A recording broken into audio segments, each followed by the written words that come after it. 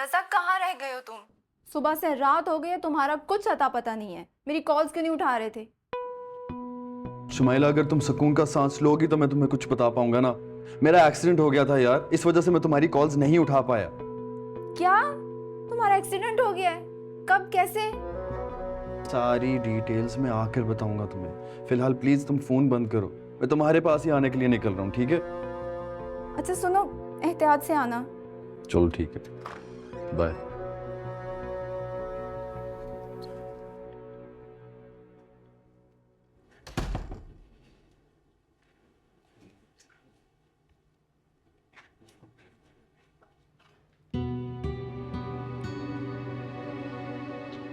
ये आंटी ने आपके लिए भेजा है।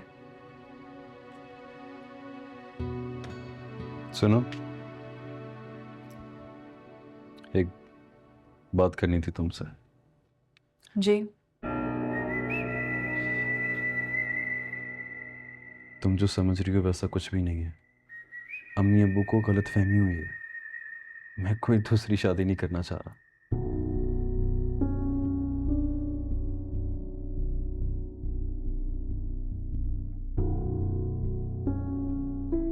ऐसे क्यों देख रही हो?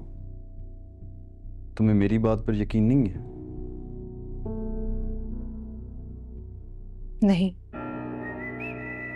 मुझे आपकी किसी बात पे कोई भरोसा नहीं है।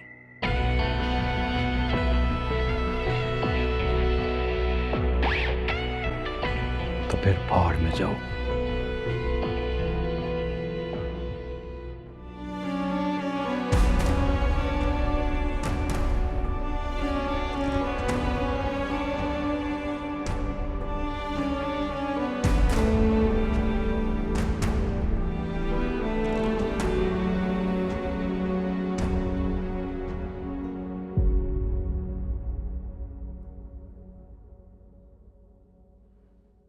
कहाँ जा रहे हो इस वक्त?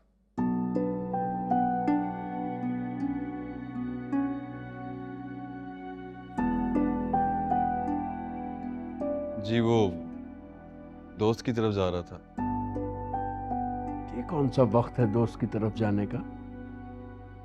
तुम्हें शायद याद नहीं रहा, आज तुम्हारा एक्सीडेंट हुआ है। मेरा तो ख्याल है तुम्हें आराम करना चाहिए।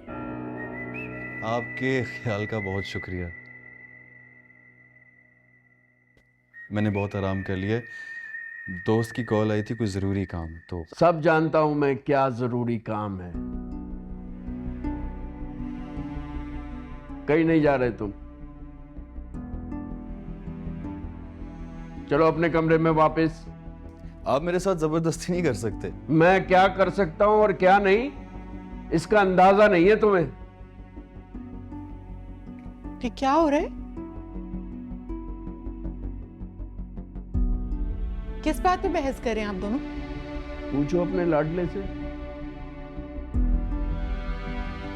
जो एक्सीडेंट का बहाना करके हमें बेवकूफ बनाने की कोशिश कर रहा है। सब पता लगवा लिया है मैंने, किस लड़की के चक्कर में ख्वार हो रहे हो आजकल।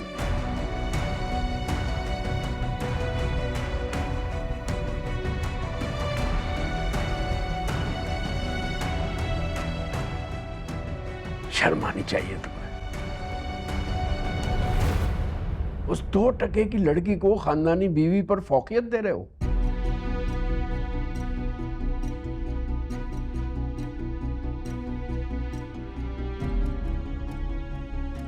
शादी से पहले जो अफेयर तुमने चलाए उनकी बात और थी।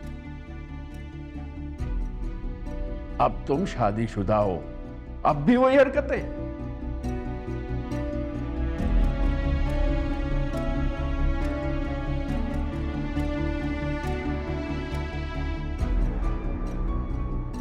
अरे वो तो भला हो शमीम का, जिसकी वजह से तुम्हारा रिश्ता हो गया, वरना तुम्हें तो कोई लड़की देने के लिए तैयार नहीं था। इतने बदनाम हो गए थे हम, ये बात तुम भूल गए हो?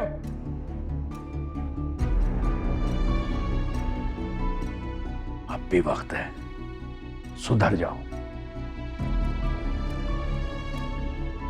वरना अगर सायरा के माँ बाप को इन बातों का पता चल गया तो वो तुम्हें छोड़ेंगे नहीं, और अब की बार मैं भी तुम्हें नहीं बचा पाऊंगा, समझे?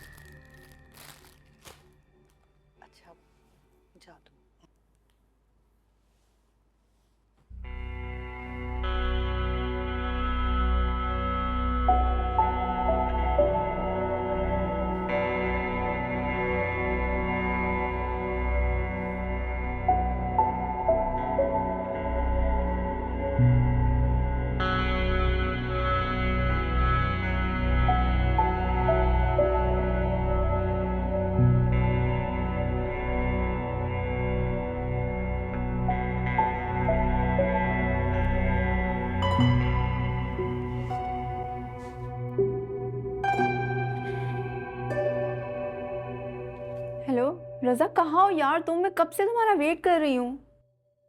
हाँ, अबाउट दैट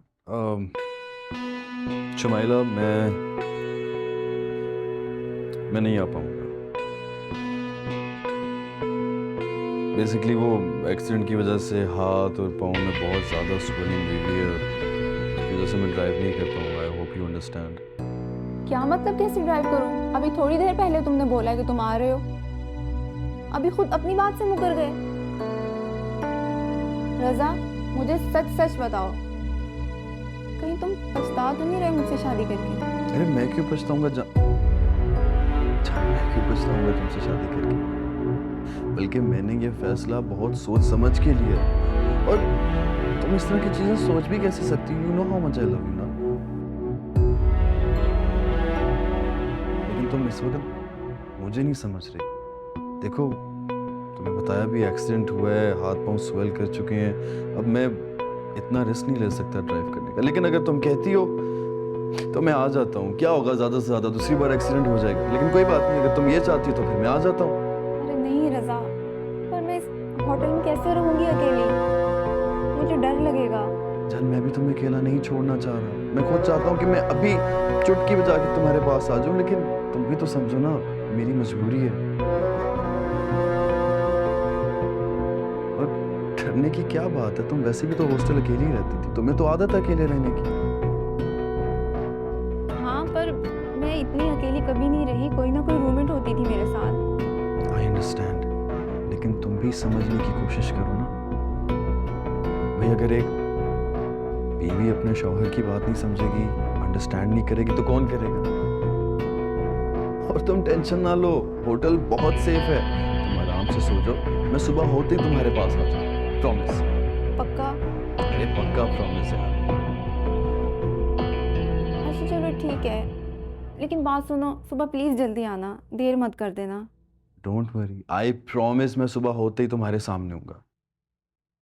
ठीक है, अब मैं फोन रख रहा हूँ। Okay, take care. और सुनो, I love you. I love you to.